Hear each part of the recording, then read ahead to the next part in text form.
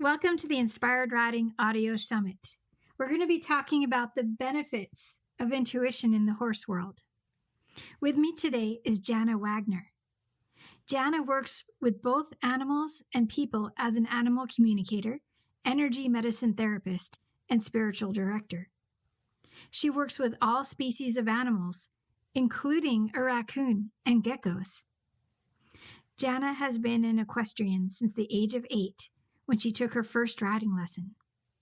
In addition to animal communication sessions, Jana is now offering an animal communication course for individuals who wish to access and hone their own skills.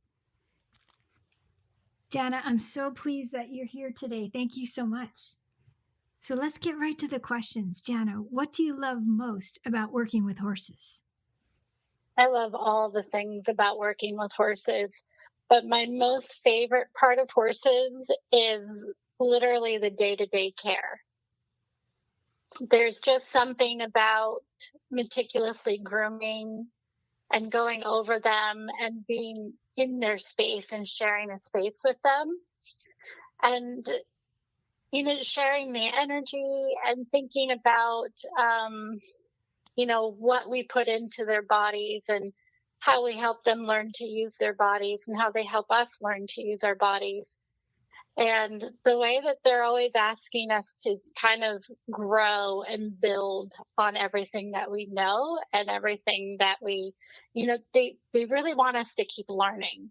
They always want us to be really present. And those are my most favorite parts of horses. I love that too. They really keep nudging us along our evolution, don't they? Literally and figuratively. Yes. So what's something a horse has taught you that's changed your perspective? It taught me a few years ago not to be so hard on myself. That when things don't go the way you expect, just, smile it away. Don't worry about it so much. There will be other opportunities, and just take that moment and take some time and reflection with it and redesign it, get a new perspective on it. Chip is one of the most resilient individuals I've ever met because he just, even when life gets hard, he chooses to put a positive spin on it and to just literally smile in your face and laugh it off and say, come on, let's go try again. He's beautiful at smiling. If anyone's ever seen Jana's videos, he does the best smile of any horse I've seen. It is his absolute favorite trick. Speaking of, there was one horse show in particular I was at, and I just was not having a good day. And I could not get my mind to focus no matter what I tried. And I went in my jumping class, and as far as I was concerned, it was a disaster. And I got off Chip to take a break before our next class, and I'm standing there kind of like running through what happened and what I could do differently and how could I get myself to center and ground and be more present. And in that moment, Chip just sort of like stepped around my shoulder, caught my eye, and smiled so big right in my face. It just lifted my whole spirit, lifted my whole mood. And I just said, you know what? You're right. It doesn't matter. And so we finished our classes, and they certainly weren't our most shining moments, but I'll remember that day forever. Oh my gosh, that's brilliant. That is perfect that he just caught your eye and said, listen, lady, get out of your head and into your heart, right? Yeah, I think he's my biggest cheerleader. Do you want to talk a little bit more about Chip and how he came to you? Sure, yeah. Gosh, 8 years ago, so whatever year that was, I started looking for another horse. I hadn't had my own horse in about 2 or 3 years, so I decided it was time I wanted to get another one. And I literally walked into the barn at my friend's place this day in January, and he was standing there. And I'm going to sound terrible because I do not believe in love at first sight. I think it's silly. But when I saw Chip, I just stopped in my tracks. My mouth fell open, and I said, that's the one I'm looking for. He just has a presence about him that grabs your attention and makes you engage with him. So that was January, and he didn't actually become mine until April. Life happens, and his situation changed, and he became available. So I jumped on the opportunity to make him mine, and he's just incredible. He's taken me everywhere I've asked him to. He's a Western pleasure trained quarter horse, and he's so educated. Just 2 days ago, I was riding and I found another cue that he knows that I didn't know about. And you would think after 8 years, you would know something, like kind of know all the things about someone, but you really don't. I think that's another thing that's so amazing about horses, is that you're always finding out new things that they know, and vice versa. So I took him to some hunter shows, and when Chip competes, actually anytime I ride him, I have to bring my A game. I have to be really present. I have to be really ready to work. And if I'm not, he just refuses to do anything. He always brings his game, and he's always in it to do his best. And I love that he always encourages me to bring my best to the table, to be fully present and to really commit to what I'm doing. There's things you can do halfway, like float around a swimming pool, but when it's something that matters and counts, and when you're working on a relationship, it's important to give your full attention to it. And he really demands that. So we don't compete anymore because 2 years ago he said he was tired, and he asked if we could stop doing that. And it was a little bit tough for me because I've been horse showing since I was 8 years old. And so it was kind of like I had to grieve a loss. But at the same time, he knew that my heart wasn't in it anymore, and that I was craving other ways to be with my horses and other ways to spend time and enjoy them. And so I listened to him, and he took a hiatus, as he called it.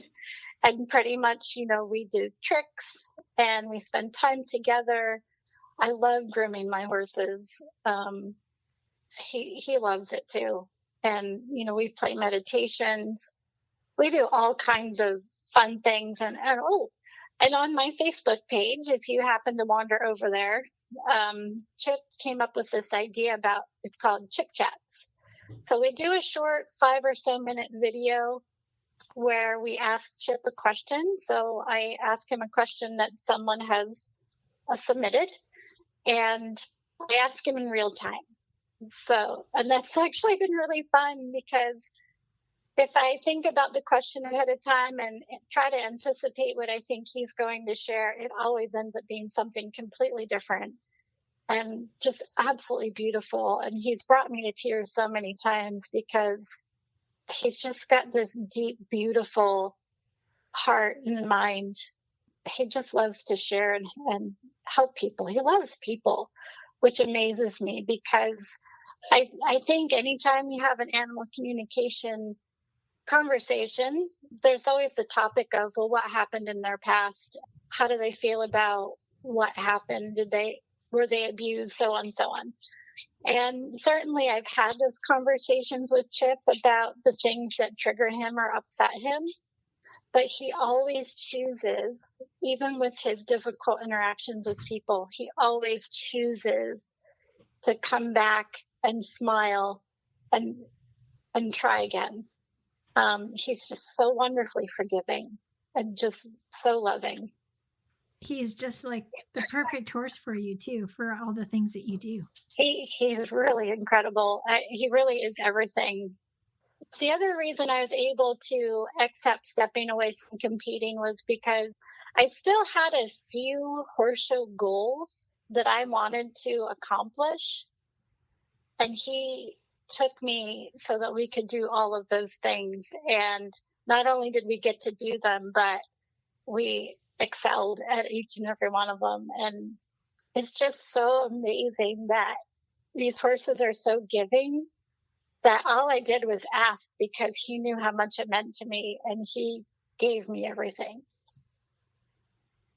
I love that so much. Thank you for sharing his story. You're welcome. So we're going to dial it back now to just specifically focusing on intuition. How has your intuition helped you when interacting with horses or clients? Well, intuition is one of many ways of listening, but it certainly helped me the most in knowing when to just pause and really pay attention and to deeply listen. I would say intuition is really well utilized when we start to listen deeply and really focus into that, because not only does it keep you safe, but it helps you assess a situation. It helps you assess where the other animal or person might be in that moment. And it helps you to be a bit more tactful in your interactions. So certainly it's a knowing, but it's so much more than just a knowing. It's a way of observing and being with another. That's beautiful. So how has your intuition ever surprised you in life? My favorite thing that my intuition does is it tells me when there is a police car up the road and to double check my speed. That is very practical. I love it. And I would say that always surprises me because I'm just kind of listening to the radio, going where I'm going. And all of a sudden it's like, slow down. Oh, okay.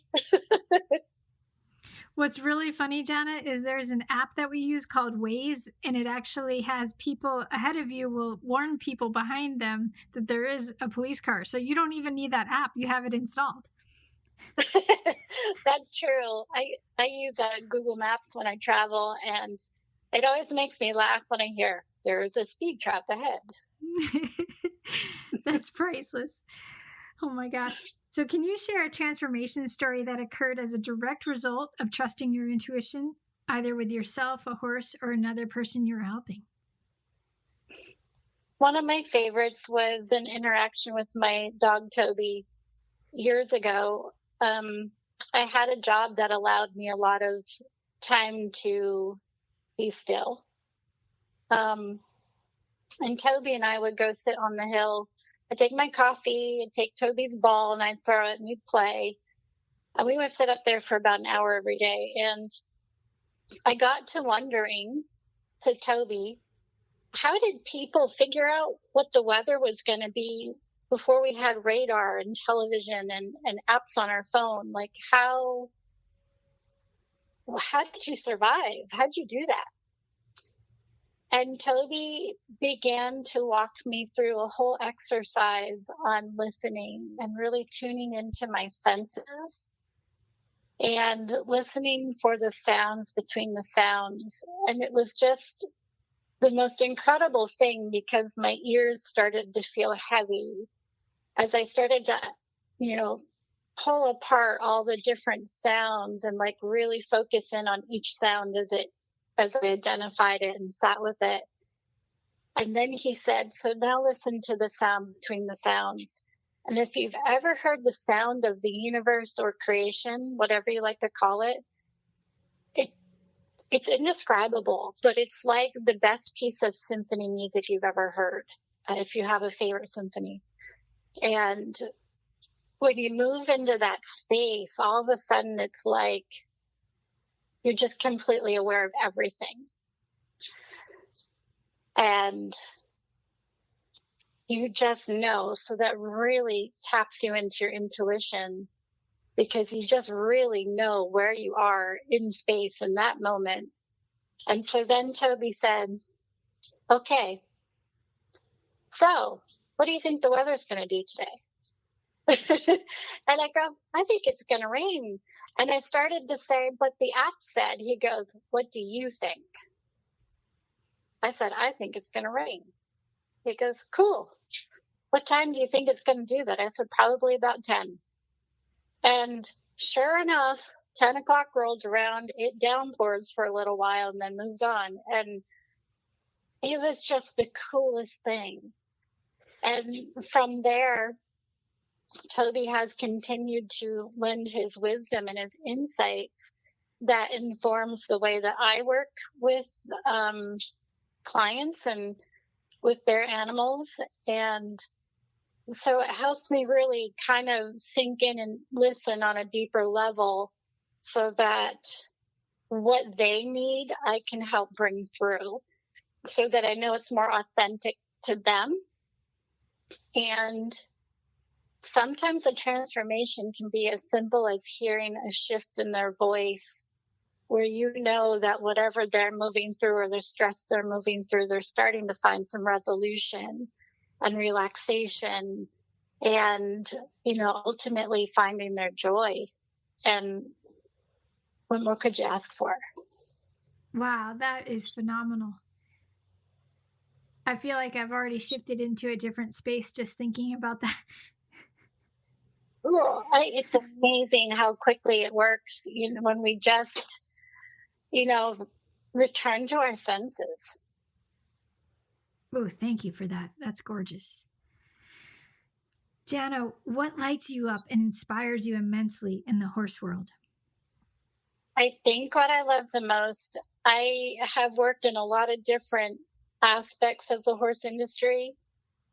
And I think what I love the most is when other horse people reach out just to pick your brain or bounce an idea off of you. And the people that really want to bring fresh perspectives or new perspectives, the people that are really curious and keep asking questions, they learn a training system or a riding style, but they keep looking for more ideas. I had a client reach out to me one day asking for some advice, and Beth, I quoted you. Oh. Because I know that this person also knew you. And I said, Beth always says, be more interesting. The question was, how can I get my horse to engage with me more? And I said, well, Beth always said, be more interesting. And that was about the extent of our conversation. And sure enough, she sent me a video and it's like, it worked. Seeing people really desiring a deeper connection and a bigger perspective and wanting to connect more deeply with their horses and just plain be better and do better. When you know better, you do better, hopefully. And it's just a beautiful thing to see these horses' eyes light up and watch them come alive and start to thrive in their health and their soundness and the longevity that it brings them when we just offer that we're paying attention. Horses are a lot of work. I think we all know that, but we can really start very simply by just being present and paying attention and continuing to try to do better. So when we listen, really begin to listen deeply, and they crave that connection as much as we do. So the more we can open ourselves to the possibility of a better relationship with them, anything's possible out of that. That's so true. And I could feel them craving it from me.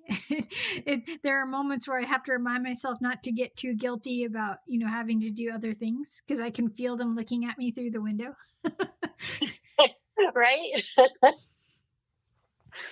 There are definitely amazing benefits for having them at home. But then there's also those moments where you're like, I wish I could spend all day with them, but you can't possibly. So it makes it tricky, right? Yeah, every once in a while, we have this joke where I keep my horses. I have a little extra stall for my extra stuff, and we lovingly call it my office. And every once in a while, I set up my little folding chair in there, and I do some work in there. Ooh, that's smart. I like it.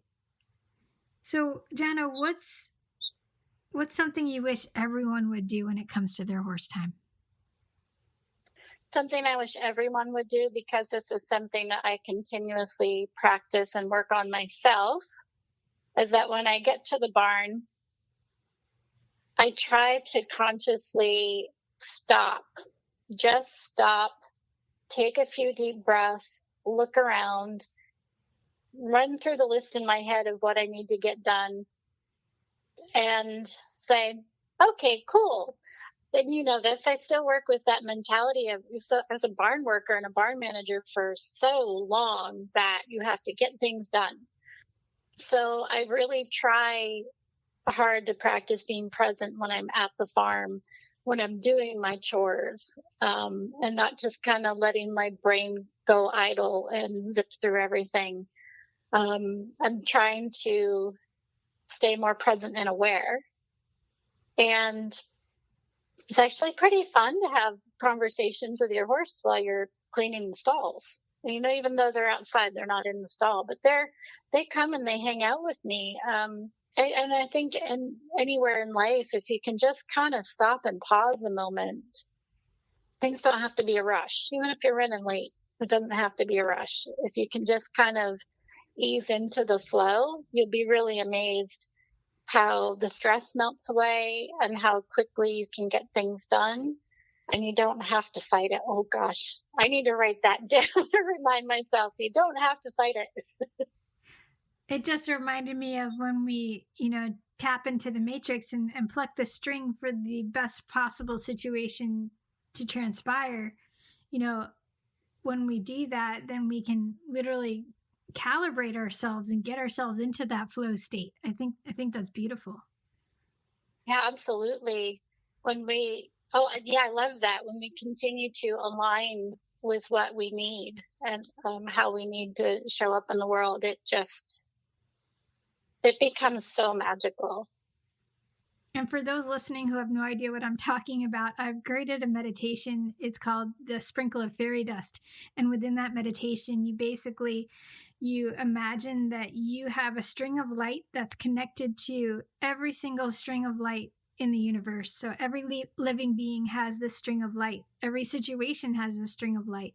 And whenever you would like to make a change happen, make a transformation happen, you imagine the string of light that you'd like to connect to come in front of you, and you reach out and you just pluck it once. And then you just imagine as if it's like a string on a cello and it's vibrating. And then you can feel how you and that string are vibrating together and you harmonize. And then once you feel like that's complete, you thank it, you make sure that you're intending for the highest good for all possible. And then it's miraculous. The things that have shifted from doing this one simple act in a meditation is just wonderful. And I know Jana's had experience with it. Many of my clients have as well. So I just wanted to explain it a little further for anyone who is like, what is she talking about? Yeah, when you shared that day with all of us, I just like took it all in, and then I took it right away and started to like play with it. And it was incredible. I was kind of struggling to build my business, and I felt really stuck, and it was frustrating. And so I decided to go in and work with some of the energy around that. And I really discovered what was keeping me stuck and why it was keeping me stuck. And I, pulled a couple of those strings, and it's like I watched them just go spinning and come to life. And I kid you not, everything changed from that moment on. Things started to pick up and thrive, and I was making connections with people I really wanted to work with. And it's amazing. So creating in that way becomes about bringing in those connections that you need in your life that other people need. So you're having an exchange of information. So I'm always asking for the people who need what I have to offer. They're the kind of people I want to work with. Now, I'll work with anybody, but they're the kind of people I want to work with, the people that really want to actively participate in their healing and deepening their relationships and, creating change and transforming their lives. Because just a few years ago, I hated my job. I want to do something else. I just was really stuck. And if I can figure it out, I know anybody can figure it out. And everybody deserves to have this kind of awesome, joyful life that they love. What's one piece of advice you'd give your younger self for encouragement?